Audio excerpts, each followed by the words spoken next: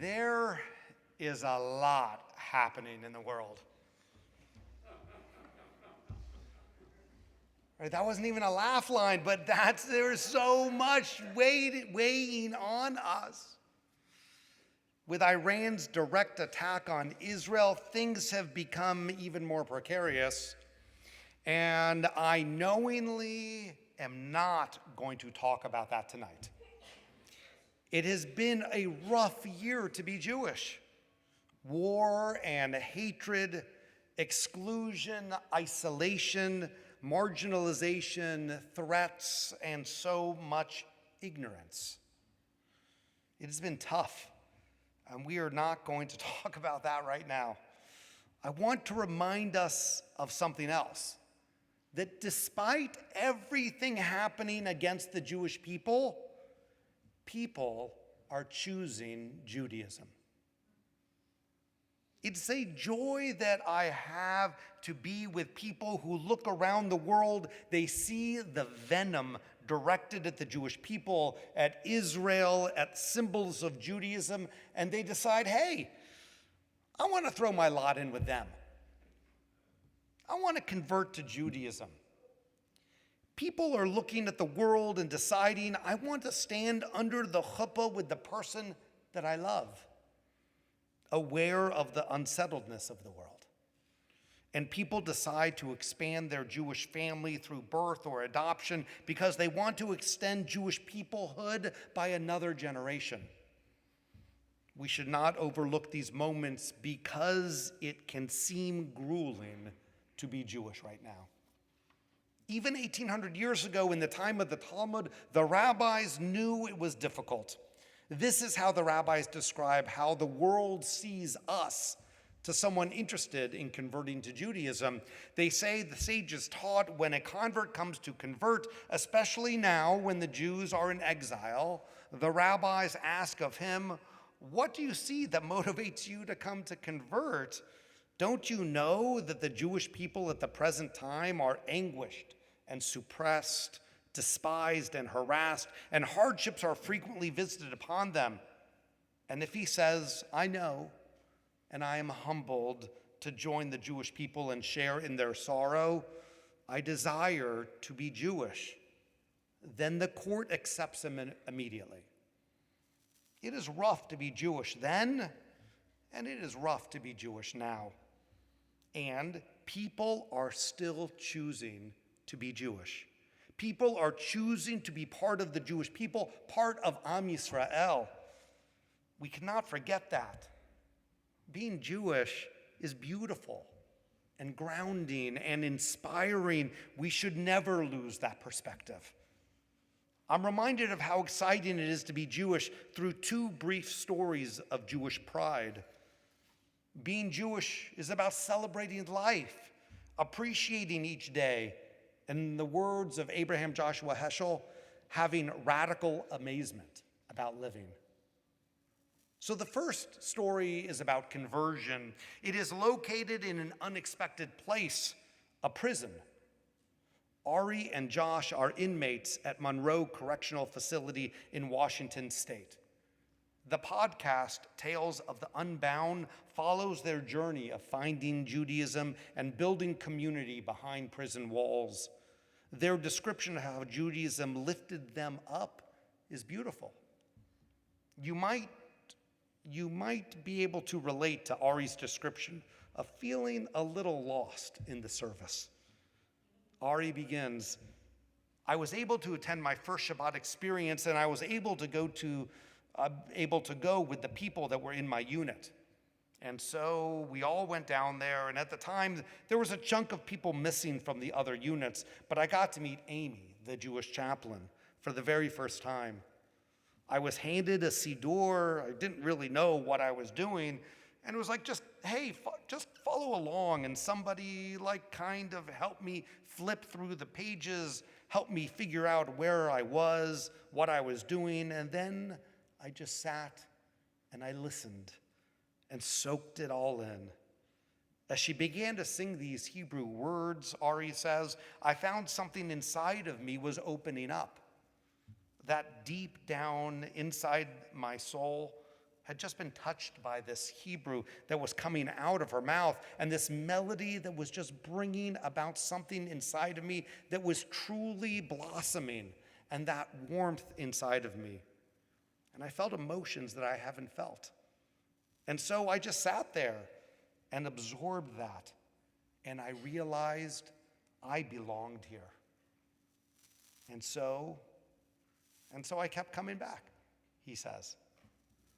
I love Ari's description of sitting in the room, letting the unfamiliar Hebrew words flow over him and his heart being touched, something inside of him opening up. We will be lucky if we have moments like this during these high holidays. Lucky if we realize how deeply we belong here, just like Ari felt. And Josh continues as he describes his initial interest in Judaism and some foundational advice that I think that we can all use. Josh, his friend in prison, said, "My aunt, my mom's sister, was doing some research on 23andMe and in other platforms about genealogy, and I was asking a lot of questions. She told me that there's this interesting fact. In family stories, they say that there was Judaism being practiced somewhere in our family tree," he says. Well, that intrigued me because I didn't know this. I had never heard of it. And so I went to a friend of mine that is part of the Jewish community here at Monroe, and I told him, I said, "Yeah, man, it's kind of crazy. I guess my mom is Jewish, or at least somebody in her family was." And so he was like, "Well, here you go," and handed me a chumash. And said, like, "Okay, cool, just read it." And I was like, "Well, what do I need to do?" And he said, "Don't be a dirtbag, and you'll be fine." If you just focus on that, you'll be fine. You'll be practicing Judaism. Not quite Hillel's words of what is hateful to you, do not do to your neighbor, but maybe don't be a dirtbag is exactly the same point. Josh continues with his experience of being in a community of care. "I was broken. I was in need, and I was in a place where I had very limited contact with anybody. My family were the ones who were there, my mom's family, and I was feeding off of the love that they gave me. And so I learned how to love. I learned how to have joy in the little things. I learned how to create a joyful countenance about myself based off of deciding I'm going to use who I am today to impact people in a positive way so that I can say, you know what? This is a testament that just because you start out a certain way doesn't mean that you have to end that way." He says, "My ending doesn't have to be like my beginning." Josh had discovered tshuva behind the prison walls and learned that Judaism amplified his sense of responsibility and agency for change. In the roughest of environments, Ari and Josh found Judaism and eventually converted. The podcast captures their journey in much fuller detail and color.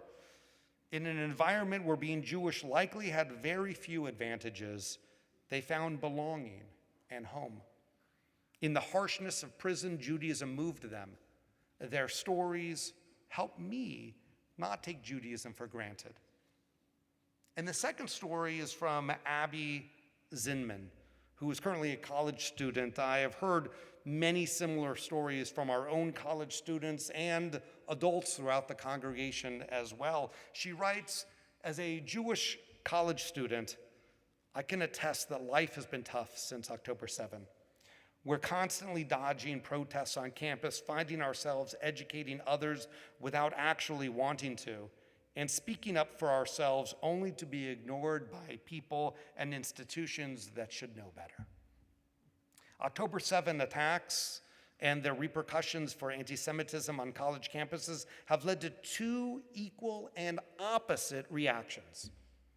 On the one hand, the situation has led many to distance themselves from Judaism or to stop practicing it. The number of students who feel comfortable with others knowing that they are Jewish has dropped by half since October 7, according to the ADL, she writes. Concealing outward signs of our faith might reduce the likelihood of facing anti-Semitism, but it also means hiding a crucial part of our identity.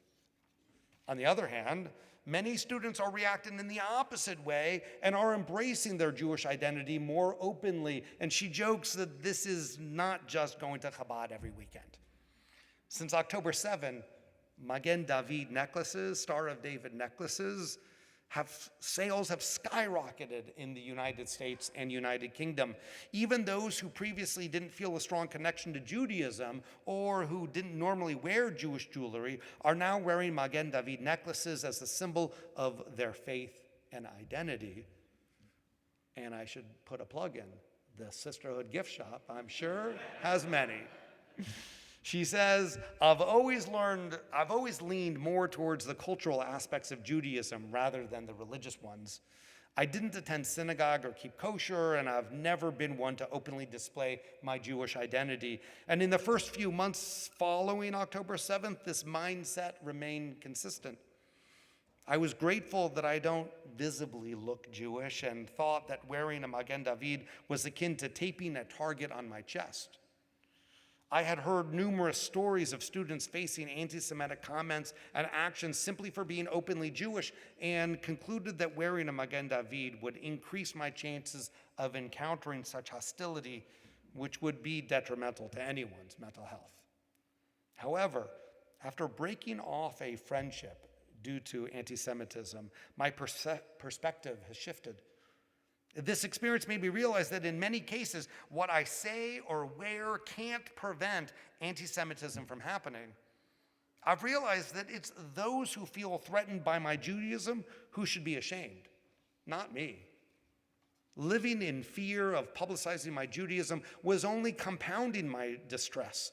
Reflecting on the loss of this friend, I've learned that I shouldn't feel scared or embarrassed to be Jewish at all. On the contrary, she writes, I should be proud.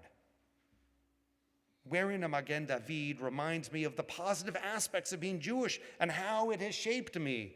I'm proud to be part of a culture that encourages charity and generosity and one that holds family and community as core values. I'm proud of my ancestors who overcame tremendous adversity and worked hard to create a better future.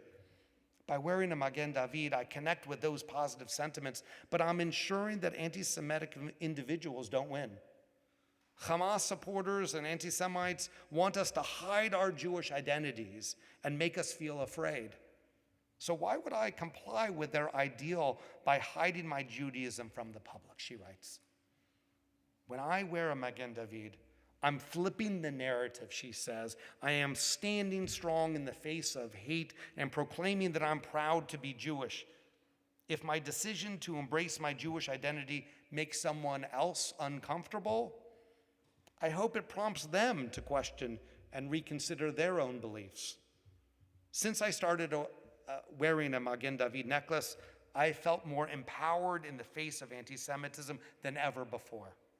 Whenever I encounter an anti-Semitic incident or individual, my Magen David connects me to my roots and reminds me of the importance of my Jewish identity. It helps me stay resilient and stand firmly against hate at all times. Abby concludes, but aside from a few more weirded out looks from strangers and acquaintances, all my necklace-related interactions have been positive. Above all, embracing my identity and feeling more at peace emotionally are more important than any anti-Semitic microaggressions. So 2 stories, Josh and Ari from prison, Abby from campus, stories of discovering pride in being or becoming Jewish, stories of realizing that Judaism was their home, their people. Tonight begins Rosh Hashanah, and we are carrying so much on our hearts.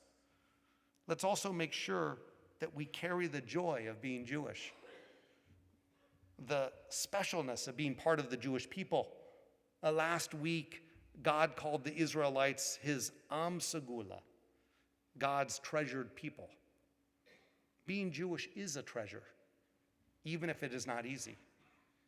I look around the sanctuary and I can imagine God valuing each of us as a ruby or a diamond or a piece of gold. We are valued. We are seen. We are treasured. We are home. There are people who hate Jews in the world and others who continue to choose Judaism daily. Let's remind ourselves of that. What a gift we have received. What a gift we are to each other. The Talmud was right. The Jewish people at the present time are anguished and suppressed and despised and harassed, and hardships are frequently visited upon us. And we are humbled to be part of the Jewish people and share in our people's experiences. In the short run, it might be easier to blend in, to hide, to compromise, but there is a cost. And so I choose the side of pride, the side of Ahavat Yisrael, loving the Jewish people, the side of home. May 5785 be filled with pride and connection and peace in Israel, here and everywhere we call home. Shana Tova and Am Yisrael Chai.